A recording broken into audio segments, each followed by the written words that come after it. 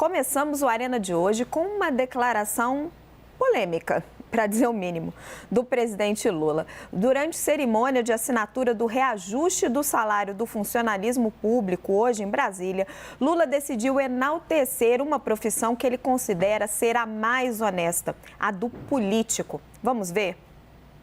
Digo sempre que o político precisava aprender a se defender. Porque é normal criar a imagem que político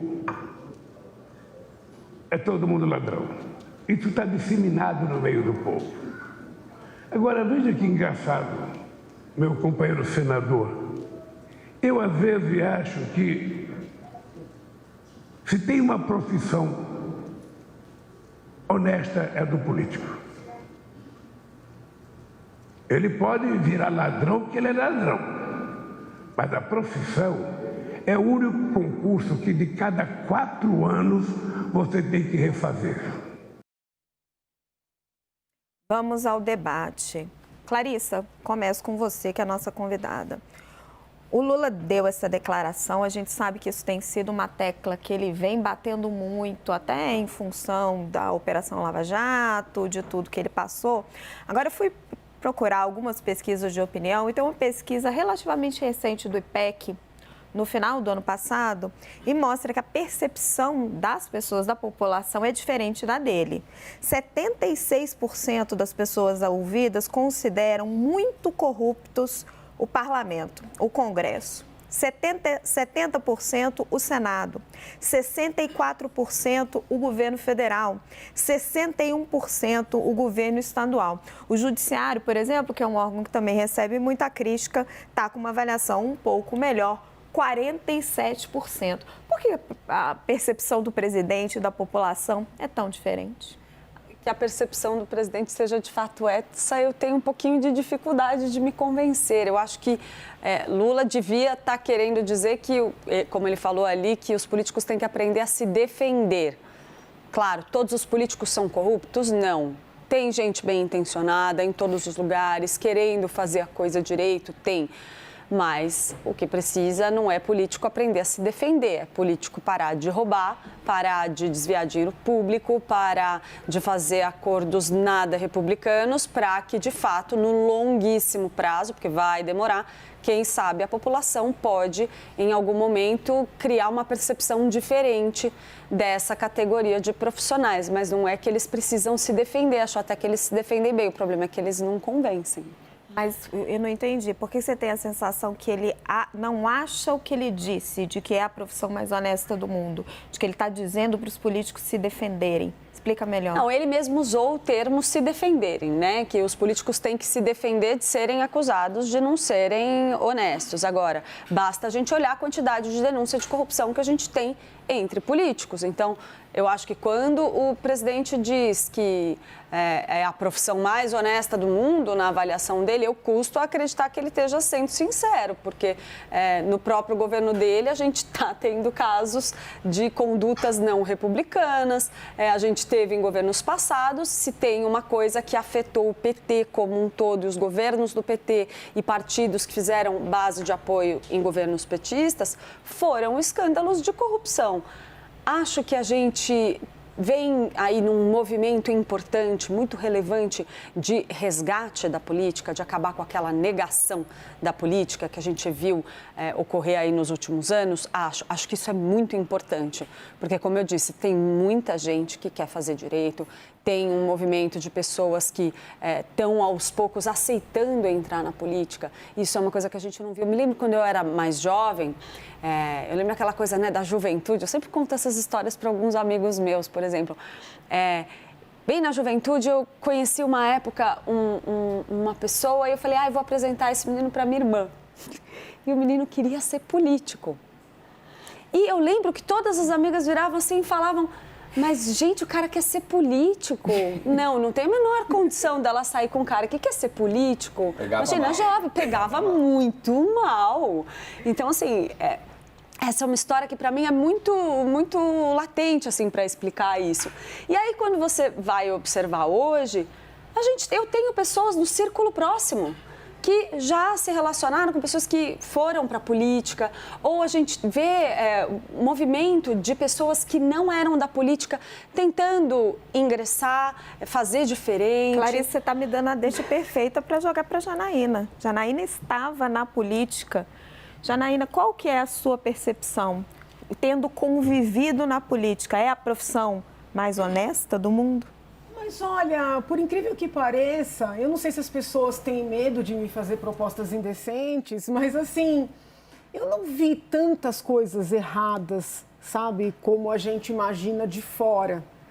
É óbvio que eu me ressinto, né, de nós não termos mantido muitas das condenações, porque eu penso que houve todo um processo de depuração com condenações que deveriam ter sido mantidas, porque isso incentiva que as pessoas queiram entrar na política, que as pessoas não tenham vergonha, né, de dizerem que querem ser políticas. Eu, na condição de professora de Direito, a vida inteira, muito antes de pensar em ser deputada, eu sempre estimulei os meus alunos a se prepararem, a se voluntariarem, né? Não só para ocupar aqueles cargos que passam por eleições, mas também os cargos técnicos que não deixam de ser políticos, secretários, ministros, assessores. Eu entendi o que o presidente quis dizer. Ele disse assim, olha, o político, ele precisa passar pelo crivo popular a cada 4 anos. Isso é verdade, porém, em parte, sobretudo quando a gente vai para as eleições do Legislativo, porque a nossa sistemática é uma sistemática em que o eleitor vota numa pessoa, mas elege outra. E essas pessoas que são eleitas, vamos dizer assim, levadas, nem sempre ficam expostas o suficiente para terem que cumprir regras, para prestarem satisfações. Às vezes é cobrado aquele que recebeu o voto, mas não o que foi eleito. O eleitor nem sabe. Então, eu entendi o raciocínio do presidente, mas para que nós tenhamos efetivamente, né, esse crivo popular, é necessário que seja eleito quem recebe o voto, né? E eu insisto no que eu já falei aqui, eu sei até que foi bem polêmico, nós precisamos reduzir o número para que a população consiga acompanhar efetivamente. Hoje, a maior parte dos deputados não foi efetivamente votada, né? Então, o raciocínio do presidente está correto em tese, mas na prática não é bem assim. Porque a pessoa é puxada, porque o cacique escolhe os puxadores e coloca quem é interessante para ele dominar e controlar para ser levado, sabe? Então, assim, tem muito a ser debatido, até para que nós consigamos esse quadro que o presidente propagandeia, vamos dizer assim. Agora, gente, deixa eu só fazer um adendo aqui, né, que é curioso, uma pessoa que está aqui assistindo, a gente manda uma mensagem que é amiga, né, a Dora Kramer já esteve aqui, e ela lembra aqui de uma coisa, ela só manda para mim assim, 300 picaretas. Pô, a gente não pode esquecer dessa frase, né? Só para a gente lembrar que quem está acompanhando a gente, Lula disse lá atrás, ainda nos anos 90, quando ele ainda estava distante da posição onde ele está hoje, que o Congresso era ali esse aglomerado de 300 picaretas. Então, mudou tanto assim que a gente foi de um extremo para o outro? É isso mesmo na percepção do presidente? Eu acho assim, nada é tão preto no branco, né? Ele que mudou de posição, né? Antes ele era oposição, agora ele é governo. Ele tá ali. Joel, vamos fazer entrar no túnel do tempo aí, né? Escândalos do governo Fernando Henrique, grampos do BNDES. Aí passamos para Mensalão, governo Lula. Tivemos depois Petrolão, ainda, né, governo Lula. Governo Dilma, estou tentando puxar pela memória aqui, Clarissa. Foi tanta confusão, segue o Petrolão. Ela começou demitindo ministro atrás de ministro. Teve 11 demissões de ministro no primeiro ano do governo, né? Passadina. É que aí é que começa antes, né? Enfim, a gente continua. Governo Temer, escândalo do Joesley Batista. Governo Jair Bolsonaro, a máfia ali dos pastores no Ministério da Educação. O que nos diz a experiência sobre ser a profissão mais honesta do mundo? Pois é, eu sinceramente acredito, talvez em linha com a Janaína, eu acho que a corrupção que a gente vê na política provavelmente espelha a corrupção da sociedade. Você tem corruptos em todas as profissões. Você tem muitos políticos corruptos, tem mesmo. Você tem também policiais corruptos, empresários corruptos, sacerdotes corruptos, qualquer função, qualquer classe da sociedade que você for, você vai ver sim práticas muito aquém do que deveriam ser, pessoas corrompidas, pessoas trocando o que deveria ser o serviço ao bem comum por uma busca de um bem individual, muitas vezes contra a lei. O que eu entendo que o Lula está tentando fazer aí é uma revalorização da política enquanto profissão, enquanto classe, enquanto parte da sociedade que é essencial para resolver muitos dos problemas sociais que a gente enfrenta. A demonização da política que a Clarissa trouxe, assim, ela definitivamente ela não ajuda a solucionar nada. Ela ajuda a botar gente desqualificada, que não tem a menor ideia do que está fazendo, que promete e não consegue fazer e que vive de gritar e de fazer estardalhaço sem de fato trazer soluções. Então, a negação da política, isso quando não tenta partir direto para a violação da democracia, né? Então, a negação da política, ela não nos leva longe. É preciso apostar na política, é preciso buscar lideranças políticas boas, éticas e eficazes, que saibam trabalhar e que saibam operar no meio da política, que é o meio, por excelência, da negociação, do compromisso, de você saber ceder em uma parte para ter outra prioridade, enfim, ter todas aquelas habilidades que a gente associa a um político que consegue entregar. Qual que é o problema da fala do Lula? O primeiro problema é, ele falou algo que é francamente, Raquel, como você trouxe, assim, totalmente exagerado, né? Ninguém acha que os políticos são mais honestos do que o restante da sociedade, acima de maneira nenhuma, por tudo que a gente acompanha. É claro que a gente olha mais de perto quando é em Brasília, quando é a política brasileira, a gente acompanha tudo, mas só disso que a gente acompanha, a gente já vê, não, os políticos não são mais honestos que o restante da sociedade, que nenhuma outra classe profissional ou social. Então, começa... E por ser tão obviamente falso, a gente até duvida que o mesmo Lula acredita nisso que ele está falando, né? E o segundo ponto, não é qualquer político falando isso, é o Lula. É um político que lá atrás denunciava toda e qualquer corrupção também, com um discurso até antipolítico mesmo, nos anos 90, e que depois que chegou ao poder, depois que o PT chegou ao poder, ele conseguiu, ele não apenas reproduziu práticas da corrupção brasileira, ele parece que elevou, potencializou muitas delas. Então, como é que vem do Lula agora, depois de tudo o que passou, depois de todos os processos, todos os escândalos bilionários de corrupção, vem justo dele esse discurso que todo mundo, ao ouvir, já sabe que é falso, que o político é o mais honesto do Brasil. Daí fica difícil. Vamos lembrar a frase que a Clarissa mencionou? A frase dos 300 picaretas foi em setembro de 1993. Lula estava concorrendo à presidência da República, né, estava em campanha na Amazônia, ele estava em Ariquemes, em Rondônia, e ele disse o seguinte: uma minoria de parlamentares que se preocupa e trabalha pelo país, mas há uma maioria de uns 300 picaretas que defende apenas os seus próprios interesses. Hélio, desde que o governo Lula começou, ele tem batido muito nessa tecla do que eles qualificam como a descriminalização da política. E eles têm transformado isso em atitudes concretas, né? É um discurso que eles estão adotando, que é para tentar enterrar o legado positivo, temos também o legado negativo, mas o legado positivo da Lava Jato, e eles adotam esse discurso para alterar a lei das estatais. Esse discurso está sendo adotado numa ação no STF para que as empresas que foram condenadas nos processos da Lava Jato não precisem pagar pelos acordos de leniência que assinaram.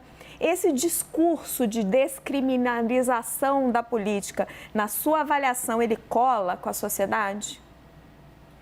Pois é, eu acho que com a sociedade, Raquel, boa noite a todos, eles olham isso com um cinismo bastante grande, né? Eles entendem que os políticos estão defendendo os seus próprios interesses, tentando se proteger da justiça, se proteger das acusações, querem sempre se blindar. E Brasília é até distante, é mais fácil de se blindar. Quando você tinha uma capital como o Rio de Janeiro, onde você encontrava político na rua, você confrontava. Em Brasília não tem nem esquina, é mais difícil. Mas, assim, eu fico impressionado, né? O Lula, quando fala de improviso, é uma maravilha, né? Dizer que política é a profissão mais honesta que existe, né? E, na verdade, eu discordo um pouquinho do Joel pelo seguinte, eu não acho que a quantidade de corruptos na política é igual à da sociedade, porque existe uma enorme diferença. O mesmo sujeito, quando está cuidando do seu próprio dinheiro e com chance de ser pego pela polícia, pela justiça, quando faz algo errado, esse mesmo sujeito, quando chega num lugar onde o dinheiro não é o dele, ele está lidando com o dinheiro de terceiros, e onde a chance de ser pego, né, ou a punição quando é pego, é pequena, ele se comporta de forma completamente diferente, porque ele quer justamente esse tipo de poder, né, esse tipo de dinheiro. O Lord Acton falava, o poder corrompe e o poder absoluto corrompe absolutamente. É isso.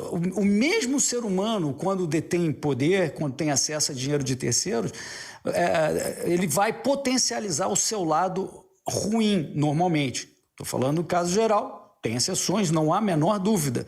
Mas esse tipo de governo grande que nós temos, onde o político, os burocratas, mesmo o pequeno burocrata, tem um enorme poder e enorme chance de atrapalhar outras pessoas ou facilitar, leva naturalmente à corrupção, na minha opinião, né? Então, eu acho que na política, a política atrai justamente o tipo de pessoa que quer tirar proveito desse poder e corrupção. Mas eu estou falando no caso geral, é óbvio que existem exceções e muita gente boa na política, não é esse o ponto. Agora, para completar, Raquel, ele citou como exemplo de que os políticos são mais honestos porque passam pelo teste da eleição. Se fosse assim, né, se for, o Sarney seria, né, mais honesto que o Lula, o ACM, né, Maluf, todos esses tiveram mais sucesso em eleição do que o Lula, que disputou aí 8 eleições, ganhou 4, perdeu 4. Né? O Bolsonaro seria, então, 100% mais honesto do que ele, porque levou 9 eleições seguidas, desde vereador, várias vezes deputado, presidente da República. Então, esse tipo de raciocínio, que no fundo, vamos deixar claro, é uma forma dele defender ele mesmo, né? De ter sido preso, ter sido condenado por corrupção, etc. Ele está querendo dizer, não, olha, eu não sou, aqui somos honestos. Diga, Raquel. Não, eu quero pegar exatamente esse seu gancho, essa forma de defender ele mesmo, para trazer a Clarissa, que acompanha PT como jornalista desde sempre. Clarissa, durante a campanha a gente percebeu a dificuldade que o Lula tem para apagar o passado, para lidar com o tema da corrupção. Qual que é o tamanho do trauma que isso é dentro do Partido dos Trabalhadores? Eu acho que a gente tem, assim, só explicando um pouquinho, né, o que a Raquel está falando, eu comecei a cobrir política no Mensalão, eu era uma repórter de economia. Né? Eu lembro. Economia, eu queria ficar ali nos meus negócios, cuidando dos meus bits e bytes, essas coisas de internet, redes sociais, eu ia adorar, que eu cobria tecnologia.